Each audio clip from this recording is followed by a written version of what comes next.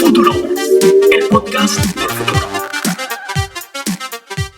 Bienvenidos a Futurovers, el podcast del futuro. Soy David Antonio Atías y junto a Nelson Carreras discutiremos a profundidad sobre temas de digitalización, innovación y la influencia de las nuevas tecnologías en nuestra vida como individuos y como sociedad. En este episodio vamos a conversar sobre un tema muy importante para los fans de Bitcoin y para los usuarios de Bitcoin en general. Se trata de los nodos Bitcoin y su importancia para el fortalecimiento de la red. Y David, este episodio es diferente, primero que todo porque es el primer episodio que hacemos juntos. David está conmigo acá en Copenhague en este momento. Y estamos grabando este episodio que también es diferente porque tiene una parte conceptual, que es este episodio que estamos grabando actualmente y el cual estás escuchando en este momento, pero también hay una parte práctica que va a estar disponible muy pronto en formato de video. Vamos a subirlo seguramente a YouTube y esto va a tener también una especie de tutorial para demostrar cuál es nuestra experiencia armando nuestro propio nodo de Bitcoin. Pero David, antes de empezar a comentar sobre qué es un nodo Bitcoin, creo que sería pertinente recapitular un poco lo que hablamos en nuestro primer episodio, que es, vamos a explicar en muy pocas palabras, David, ¿qué es Bitcoin? Ok, esto es una especie de desafío porque Bitcoin de por sí puede ser muy complejo, pero lo vamos a aterrizar en un minuto. Bitcoin es una moneda virtual que opera bajo la tecnología blockchain. La tecnología blockchain la podemos ver como una gran base de datos que tiene tres características fundamentales. Uno, es un registro público donde cualquiera puede acceder, cualquiera puede leer lo que está escrito allí y cualquiera puede también escribir nueva información a este registro. Siempre podrá ser de esta manera. Lo segundo es que es un registro distribuido. La blockchain es mantenida por los usuarios que interactúan con Bitcoin y no existe ningún tipo de restricciones para tú descargarte esta información. Y lo tercero, que vale la pena resaltar, es que blockchain es una tecnología realmente segura, en donde se ha demostrado desde la creación de Bitcoin, año 2009, estamos en 2021, que es bastante robusta y lo que se registra, particularmente en la blockchain de Bitcoin, lo que se registra allí no puede ser alterado. Por eso es que se dice que es seguro. Entonces, por lo tanto, Bitcoin se convierte en un depósito de información confiable y como estamos hablando que Bitcoin es un registro donde se anotan transacciones económicas, podemos considerarlo como un depósito de valor seguro basado 100% en el Internet. Sí, creo que bueno, David, diste un resumen, creo que yo no podría haberlo hecho mejor. Y en una frase, digamos que Bitcoin, primero que todo, es una criptomoneda, es una moneda 100% digital y además es una criptomoneda que está basada en una red descentralizada. Y esto hace que Bitcoin sea segura por el hecho de que no necesitas confiar en nadie para estar seguro que ese valor está almacenado en la red de Bitcoin, sino que es una red cooperativa que utiliza los nodos como esta información para que cualquiera puede consultar y cualquiera puede verificar que los Bitcoin están en una dirección establecida, ¿no? Sí, lo podemos ver con una comparación más claramente. Cuando pensamos en sistemas centralizados, como puede ser una institución bancaria que, hace muy bien su trabajo en custodiar nuestro dinero, ahí la infraestructura o la lógica es distinta a los sistemas descentralizados como Bitcoin, donde no existe un CEO, no hay un director, eso no existe. Realmente son los usuarios que son capaces de alimentar y de mantener la seguridad de la red sin que exista, de nuevo, un ente central que sea como el gobernador de Bitcoin. Eso no existe. Entonces, los nodos de alguna manera pasan a ser una especie de operadores voluntarios que mantienen parte o mantiene una copia de ese historial de transacciones que han ocurrido en la red de Bitcoin desde que se creó en el año 2009. Entonces, un ejemplo rápidamente, Nelson, pudiera ser, supongamos que yo tengo mi billetera de Bitcoin y tengo 0.00001 Bitcoins y te los paso a tu billetera. Esa transacción ocurre entre Nelson y quien habla y posteriormente a que ocurre, esa transacción de alguna manera tiene que distribuirse al internet. Es decir, por ser una criptomoneda, un digital asset, una moneda peer-to-peer, punto a punto, pública, esa información de donde hubo una transacción tiene que ser del conocimiento de otras personas en Zambia, en Nigeria, en Corea del Norte, en otros países, en otros lugares. Entonces, lo que hacen los nodos de Bitcoin básicamente es ir teniendo una copia actualizada de lo que va ocurriendo en la red de Bitcoin y de alguna manera van distribuyendo esa verdad. Sí, entonces para explicar, digamos, ya desde el punto de vista conceptual, ¿qué es un nodo Bitcoin? Lo primero es que un nodo Bitcoin es una especie de historial donde está almacenada toda la información de todas las transacciones que se han hecho en la historia de Bitcoin desde sus inicios, ¿no? Ese es el primer punto. Es un historial totalmente completo en los casos de los nodos, los full nodes o los nodos completos. Ahora, cuando tú tienes tu propio nodo, digámoslo así, tú empiezas a ser una especie de guardián de esa base de datos. Tú tienes una copia de la base de datos completa de todas las transacciones que se han hecho en Bitcoin y eso te da a ti una especie de poder y de independencia sobre el resto de la red. No tienes que confiar en alguien más para que te diga que los bitcoins están en tu dirección de Bitcoin, sino que tú mismo puedes verificar por tu propia cuenta tu dinero. Y lo tercero es que al ser tú al correr tu propio nodo, estás verificando que las transacciones o los bloques que están generando los mineros son correctos. Y aquí, David, creo que sería interesante empezar a comentar cuál es la diferencia entre un minero y un nodo de Bitcoin. Correcto. Y rápidamente también repasemos qué es un minero bajo los términos de Bitcoin.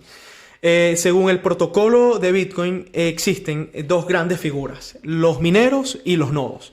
Los mineros son computadoras, pudiéramos decir, ¿no?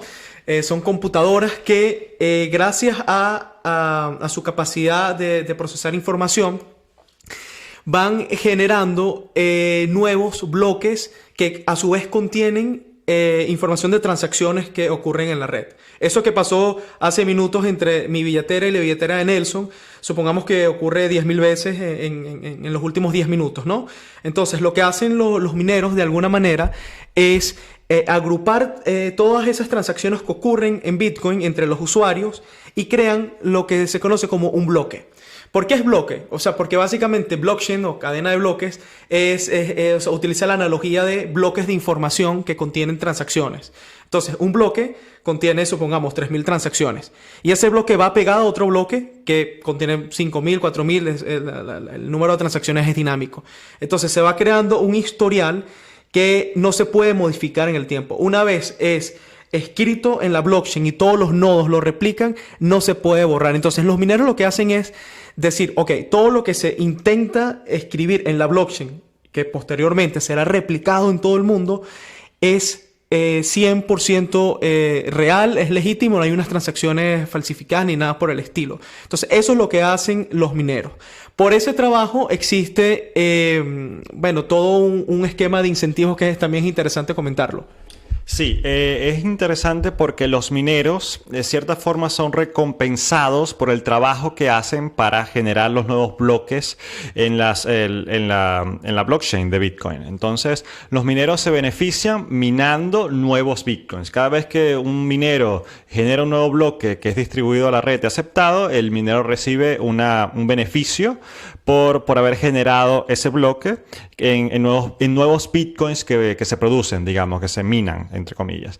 Al mismo tiempo, los mineros ganan dinero por comisión por haber ejecutado esa transacción. Entonces, esos son los dos beneficios que tienen los mineros. En contraposición, los nodos operan, primero que todo, de forma mucho más fácil. Es gratuito descargar y correr un nodo de Bitcoin. Solo necesitas una conexión a Internet, mucho menos electricidad que lo que consume un minero. Y de esa forma tú puedes tener una copia de toda la blockchain en un dispositivo que puede ser desde tu laptop hasta incluso una mini computadora, como puede ser un Raspberry Pi. Entonces aquí, David, podemos hablar de los tipos de nodos de Bitcoin y también hablar un poco de que nosotros ya tenemos nuestro propio proyecto para crear nuestro propio nodo de Bitcoin, y eso lo utilizamos con la solución de Raspberry Pi. Pero David, ¿nos puedes hablar por lo menos de la diferencia entre Bitcoin Core y Umbrel, que es la solución que estamos usando?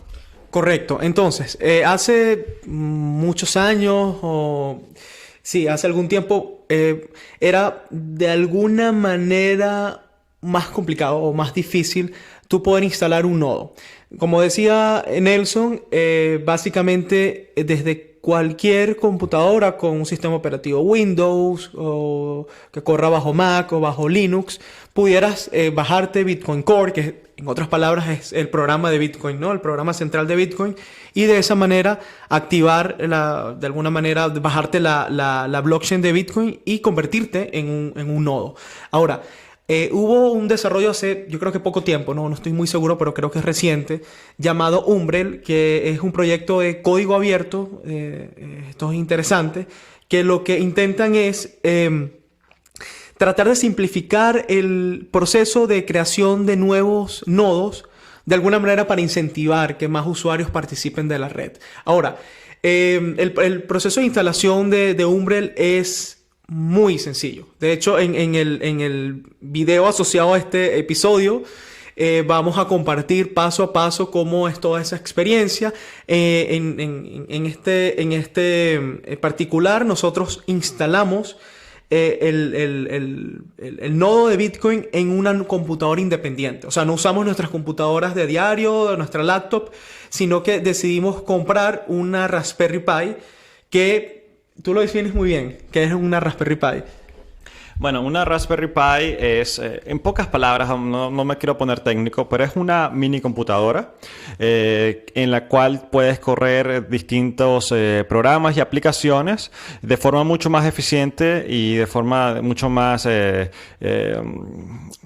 yo diría sencilla a cómo se corre cualquier programa o aplicación en una laptop o en una computadora de escritorio. Entonces, circuito al final. Sí, al final de cuentas es un procesador de placa única donde tiene allí todos los puertos que necesita para operar. Y imagínatelo como una especie de... Es del tamaño de un smartphone, quizás, o incluso un poco más pequeño.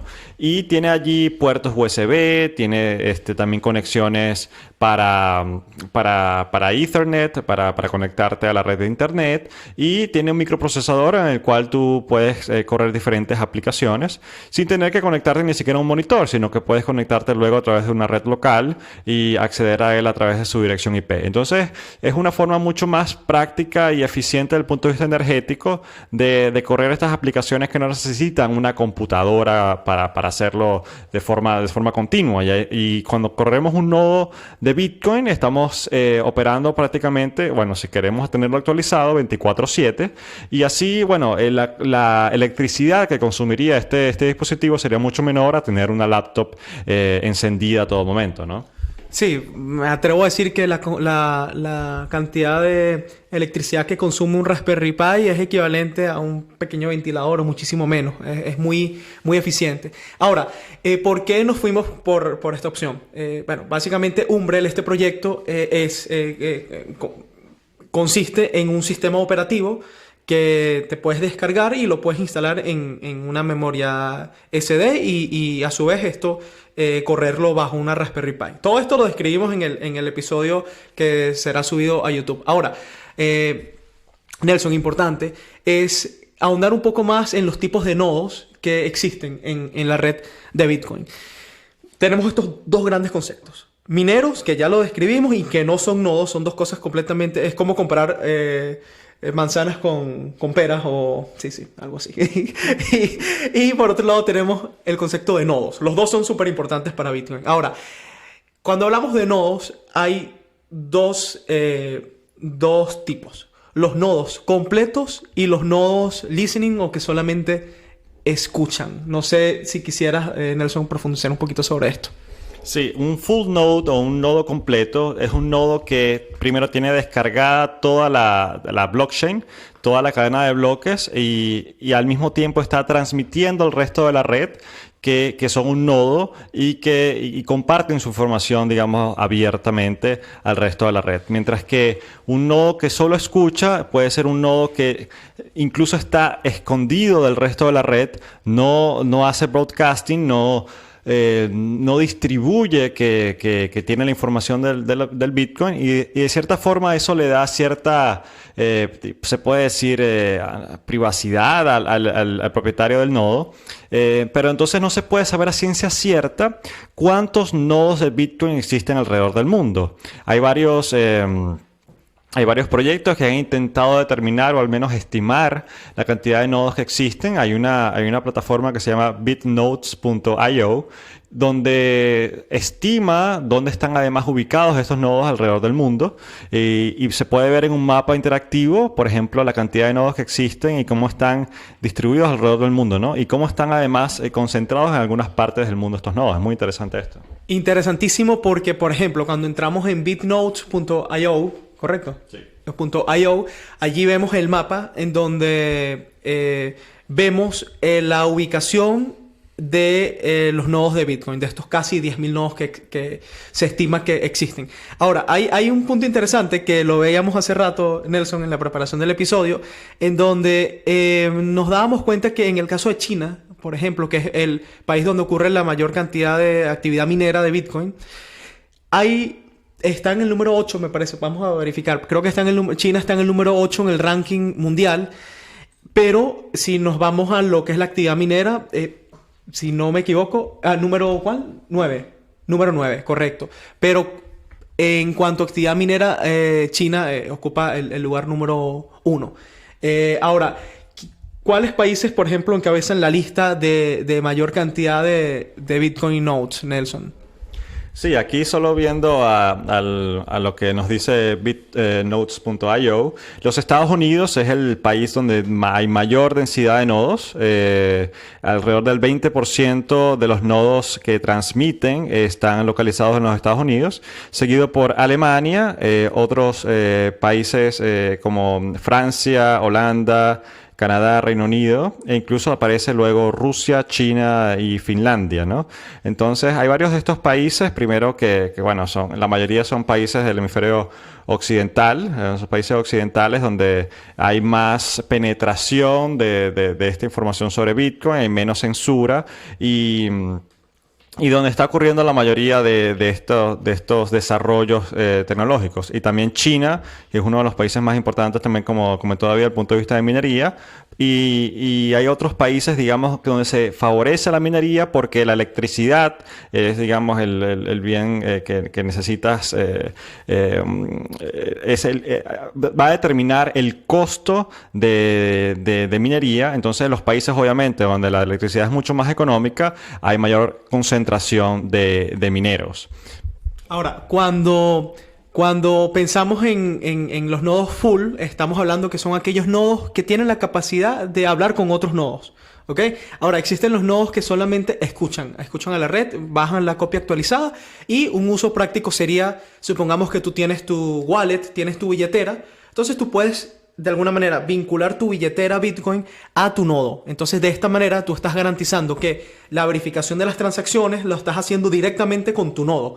Ese es probablemente uno de los usos más recomendados desde el punto de vista maximalista, o ni siquiera maximalista, desde el punto de vista principista de lo que es Bitcoin y la capacidad de interactuar directamente con el protocolo que podemos tener. Ahora, Nelson, otra cosa importante aquí otra vez a reafianzar o a volver a comentar.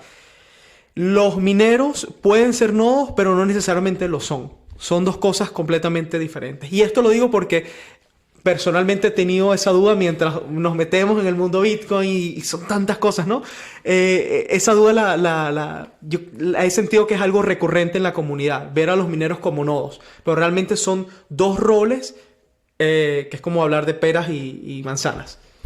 Sí, yo creo que en una frase los mineros generan los bloques y los nodos los validan. Son los que tienen esta responsabilidad de validar que los bloques generados son correctos y cumplen con los protocolos y con el consenso que se quiere llegar en Bitcoin, ¿no? Entonces, desde el punto de vista de explicar los nodos, sí, primero tienes la seguridad personal de tu poder hacer un query, hacer una búsqueda dentro del historial de transacciones de Bitcoin desde tu propio dispositivo. No tienes que depender de una tercera persona que te diga cuánto dinero tienes en tu billetera o en tu, sí. Pero al mismo tiempo cuando tú voluntariamente decides tener una red decides participar en esta red con tu propio nodo, estás aportando la resiliencia de la red. Estás siendo un nodo más que contribuye en la descentralización de la red de Bitcoin y contribuye en alcanzar este consenso donde todos los nodos validan las mismas transacciones y se crea esta verdad que está compartida por todos los nodos, ¿no? Entonces, esto es el foco o alguno de los puntos principales de Bitcoin. El hecho de que es una red descentralizada y es es la red más descentralizada dentro de las criptomonedas. Por ser la madre de todas las criptomonedas, fue la primera que logró descentralizarse de forma efectiva y eso le da un hedge, una ventaja competitiva en comparación con el resto de las criptomonedas, que también tienen sus beneficios, pero que tienen una serie de desventajas, por lo menos en este sentido.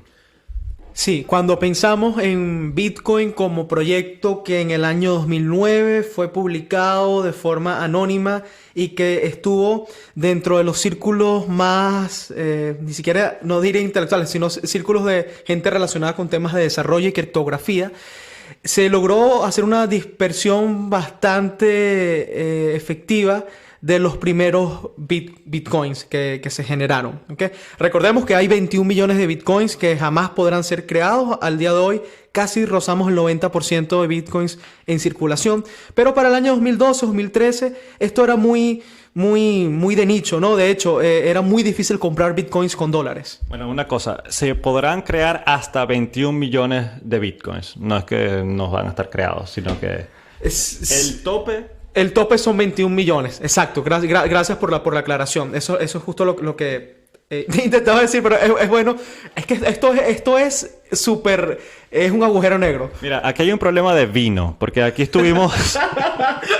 Celebrando el nodo. Sí, aquí estuvimos hasta hace poco creando nuestro propio nodo y bueno, celebramos de forma muy amistosa, como siempre, con una botellita de vino y creo que eso puede ser un problema, ¿no? Puede ser un problema y puede ser también algo muy positivo porque al mismo tiempo esto que estamos celebrando nosotros lo celebran a diario personas que participan en la red. Decíamos, volviendo un poco al tema, que la diferencia que existe entre lo que es un minero y un nodo es bien marcada. Un minero, hacer un nodo es gratis, o sea, participar como un nodo no requiere que inviertas dinero.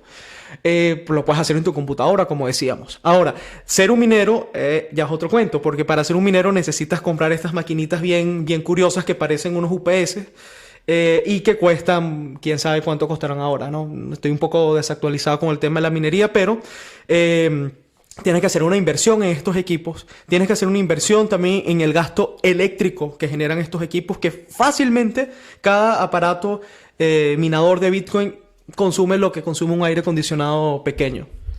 Sí, esto también hace que correr un nodo sea mucho más sencillo y mucho más económico que correr que ser un minero. Ahora, no es totalmente gratis. Necesitas primero, obviamente, la laptop, pero en nuestro caso nosotros compramos el Raspberry Pi, lo conectamos a una memoria, a una memoria externa de 1 tera, que también cuesta, no sé, alrededor de los $80. O sea, sí, entonces, desde el punto de vista de hardware, no necesitas invertir tanto dinero, necesitas, bueno, tener al menos un hardware y tu conexión a internet, pero en comparación a la minería es mucho, mucho más costosa. Claro, y tienes el beneficio de correr de ser un minero si logras, digamos, cada vez que generas un nuevo bloque, tienes un beneficio económico. Entonces, bueno, hay esta diferencia marcada entre el nodo y el minero. Ahora, pensando en por qué son importantes los nodos de Bitcoins, pasamos, yo creo que por varios puntos fundamentales. Lo primero es que Bitcoin, por ser de arquitectura descentralizada, requiere que de los usuarios tengan una participación activa. Muy diferente cuando pensamos en el dinero de la manera tradicional, en donde tenemos a nuestro banco de confianza y somos un usuario pasivo del banco. Es decir, simplemente accedemos a nuestra aplicación de banking, hacemos nuestras transacciones, pero todo el tema de la custodia, de la distribución, de la seguridad, regulaciones, eso ya es problema de ellos. Es decir, por eso ganan dinero. Sí, incluso en Bitcoin no solo no existen los bancos, sino que no existe un banco central. No hay una autoridad que determine desde el punto de vista centralizado cuáles van a ser las políticas que gobiernan a la producción de la moneda, del dinero. Entonces, en Bitcoin se llega a este consenso es gracias a que todos los nodos están de acuerdo en que se llegue a este consenso de que el tope de producción sea 21 millones de Bitcoin y que el protocolo para validar estos bloques se respete. Entonces no es lo mismo que hayan solo 2 nodos de Bitcoin en toda la red. No sería una red en realidad descentralizada, porque con que un nodo no esté de acuerdo ya habría un desacuerdo. Bueno, eso fue una tautología. Aquí también está el vino haciendo de las suyas. Entonces, que hayan miles o cientos de miles de nodos distribuidos alrededor del mundo hacen que sea una red mucho más robusta y resiliente a ataques. Uno de los conceptos que a mí particularmente más me apasionan de Bitcoin es el consenso. La idea del protocolo del consenso. Porque pensemos en esto. Bitcoin es usado, me gustaría a ver si conseguimos esa estadística, la cantidad de billeteras al día de hoy que existen de Bitcoin. Parece que vamos vamos a buscarlo primero. Pero hablamos de millones de billeteras y probablemente millones de personas también. Ojo, una persona puede tener 100 billeteras, ¿no? Por eso es difícil saber en realidad cuántos individuos interactúan con Bitcoin. Pero lo que me parece muy interesante de ese pensamiento blockchain y de Bitcoin particularmente es cómo se logran, 64 millones de billeteras. Aquí Nelson súper rápido en la computadora. 64 millones de billeteras Bitcoin el día de hoy, según esta cifra que estamos viendo. Entonces, lo que me parece interesante es cómo ponemos de acuerdo de forma descentralizada, sin un ente central, a tantos millones de personas y participantes. Porque Bitcoin es un programa de computadoras y Bitcoin ha sufrido una serie de transformaciones y de modificaciones en su código a lo largo del tiempo. Es decir, los desarrolladores han identificado fallas de diferentes niveles de severidad. Es decir, fallas, creo que críticas no ha habido ninguna, y eso es una de las cosas interesantes, pero sí correcciones menores. Entonces, ¿cómo poner de acuerdo a tantos desarrolladores para decir, mira, tenemos que corregir esto? Porque al final cada quien tiene un punto de vista distinto. Sí, y aquí, bueno, podríamos incluso esto dejarlo para un próximo episodio, pero han habido esto que se han llamado en inglés los block size wars o las guerras del tamaño del bloque. Esto lo que quiere decir es que hubo desacuerdos en cuál es el balance idóneo entre seguridad de la red y posibilidad de escalar para que sea mucho más sencillo de usar y mucho más fluido desde el punto de vista de transacciones por segundo. Entonces, en el año 2017, esto fue uno de los principales desacuerdos en los cuales se puede decir que hubo este nuevo consenso, o por lo menos se demostró que es mucho más poderosa la idea que dice que el tamaño del bloque tiene que ser lo suficientemente pequeño para que pueda ser manejado por un dispositivo personal. Entonces, esto demostró que se favorece la seguridad de Bitcoin, que sea una especie de patrón oro totalmente descentralizado y robusto, para que luego se construyan sobre ella otras aplicaciones que permitan escalar. Pero sí, estos son el tipo de desacuerdos en los cuales los nodos demostraron tener, al final de cuentas, la última palabra. Entonces, esto también le da una especie de poder de voto en el tomar estas decisiones, porque los nodos son, al final de cuentas, los que tienen que actualizar el cambio del código de consenso para que se pueda ejecutar dentro de la red Bitcoin estas transferencias con este nuevo código. Y aquí yo creo que llegamos al punto donde particularmente quería llegar, que es donde podamos visualizar por qué son importantes los nodos. Decía Nelson que para poder llegar a consensos en el cambio, modificaciones, alteraciones o básicamente cualquier modificación en Bitcoin, hace falta el consenso de los nodos. Entonces, imaginemos un mundo virtual en donde pasemos ya no 8 horas de nuestra vida pegados a un dispositivo y una computadora, sino que pasemos 20 horas o pasemos 18 horas y no dormamos casi, por poner algo un poco extremo, en donde necesitamos infraestructuras digitales robustas, participativas, democráticas y no censurables, como Bitcoin. Entonces, allí los nodos van a ser aún más importantes porque van a permitir que no hayan, digamos, grupos de poder que intenten llevar la dirección de Bitcoin hacia un sentido que les convenga nada más a ellos, sino que por ser descentralizado hay que poner de acuerdo a mucha gente y eso va a ser positivo para todos. El uso ideal, al final de cuentas, de Bitcoin sería que cada usuario de Bitcoin tenga su nodo personal, tengas tu billetera en frío donde tú custodias tus fondos y donde esa verificación de transacciones la hagas con tu propio nodo, que a su vez es un nodo completo que está escuchando a otros nodos, que está distribuyendo la red de Bitcoin y que eventualmente tengamos nodos de Bitcoin en Marte, en la Luna, debajo del agua y en búnkers inclusive. Sí, y esta es una visión ideal que obviamente se comparte dentro de la comunidad de Bitcoin. Y claro, eso no se tiene que hacer de la noche a la mañana. Si compraste tu primer Bitcoin hace una semana, no tienes que estar preocupado como que tienes que instalar todos estos nuevos programas. Y esto puede ser un poco, digamos, ¿cómo decirlo? Sí, un poco... Va después. Sí, no te sientas presionado por el hecho de que necesitas hacer todo esto para en realidad tener una infraestructura de Bitcoin. Se puede ir paso a paso y una de las recomendaciones que hace Andreas Antonopoulos, que es una de las grandes voces dentro de la comunidad de Bitcoin, es que hay esta especie de escalera que puedes ir paso a paso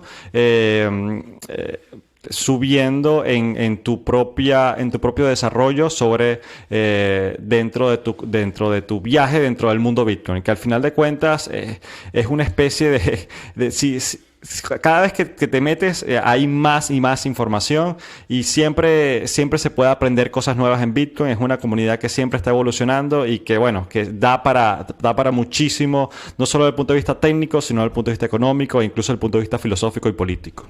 Sí, y hablamos de Bitcoin por ser la primera criptomoneda, por ser la blockchain más robusta, estable, resiliente y que contiene la mayor capacidad de cómputo, incluso mayor que cualquier supercomputadora que exista. Pero al mismo tiempo existen otros proyectos de criptomonedas muy importantes. Está la red de Ethereum, que es increíblemente grande también. Hay muchos desarrolladores involucrados. Hay cosas espectaculares ocurriendo allí. Pero cualquier búsqueda en CoinMarketCap nos va a dejar asombrados por la cantidad de proyectos basados en blockchain. Hay alrededor, veía ayer, de curiosa, 9.347, me acuerdo el número, criptomonedas que tienen algún valor en el mercado. Entonces, eso nos dice que hay mucha innovación ocurriendo y que independientemente del precio de los criptoactivos, que sabemos que en el 2017 hubo un boom espectacular, luego un mercado bajista, nos fuimos al sur, ahora nos estamos yendo al norte de nuevo. Independientemente del precio, el desarrollo continúa y cada vez estas tecnologías se vuelven más populares y más fuertes. Sí, y bueno, y una de estas aplicaciones las abordamos ya en el episodio 3, donde hablamos de las NFT y esta revolución del arte digital. Entonces, si te interesa también eso, lo puedes escuchar en nuestro tercer episodio. Y David, creo que con esto podemos concluir este episodio de Futurovers. Y bueno, pero invitando sí a que dentro de poco tiempo vamos a subir nuestro propio proyecto, creando nuestro nuevo Bitcoin, instalando nuestro nuevo Bitcoin, y lo vamos a subir muy pronto en formato de video, también para que todas las personas que tengan curiosidad de cómo se puede hacer cómo puedes hacer tu propio nuevo Bitcoin en tu casa o en donde lo desees. Se puede hacer de forma muy sencilla, no tienes que ser un programador, no tienes que ser un experto en computación, sino que sencillamente tienes que seguir un tutorial que te permite crear tu propio nodo y tenerlo para ser, digamos, un participante de la red de Bitcoin y aportar a esta comunidad, ¿no? Entonces, David, creo que con esto podríamos concluir este episodio e invitar a todos ustedes que nos escuchan a seguirnos en nuestras redes sociales. Sí, los nuevos episodios van saliendo los días martes. Todas las semanas vamos publicando.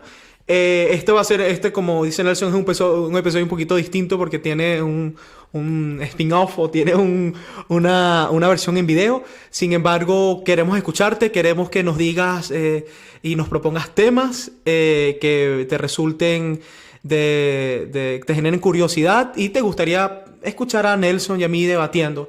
Eso nos daría muchísima alegría escuchar a través de los comentarios. Si nos oyes por Spotify o por alguna otra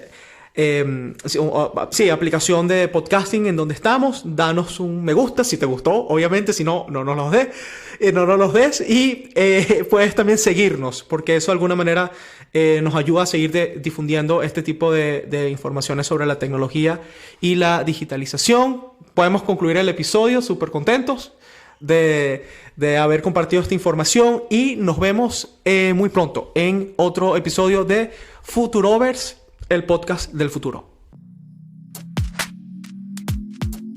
Gracias por escuchar este episodio de Futurovers.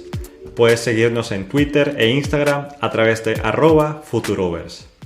Si te gustó nuestro contenido, síguenos en Spotify, danos 5 estrellas en Apple Podcast o suscríbete a nuestro canal en tu plataforma de podcast preferida. Si deseas que conversemos sobre un tema en especial, déjanos tus comentarios y lo consideraremos para un próximo episodio. Hasta la próxima.